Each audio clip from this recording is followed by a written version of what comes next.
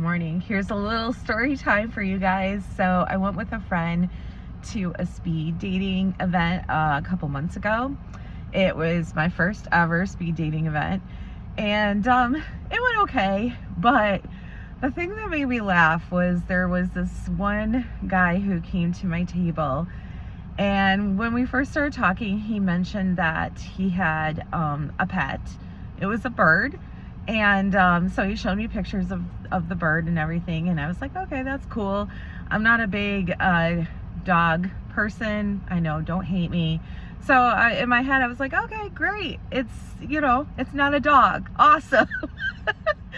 So we kept talking. We had some things in common, so we're having a really good conversation when he mentioned his son. So in my head, I was like, oh, awesome. It's another single parent. And so I mentioned something about having a daughter. And he kind of gave me one of these looks. And I was like, okay. Thinking to myself, but you mentioned you had a son. So why are you taken back by this? So I said to him, I said, well, didn't you say that you had a son? And he's like, no, I don't have any kids.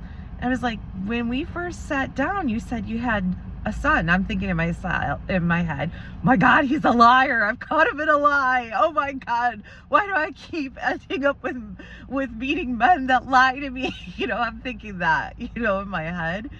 And he's like, no, I don't have a son, but that's what I call my pet bird sometimes, is my son. And in my head, I was like, oh my God.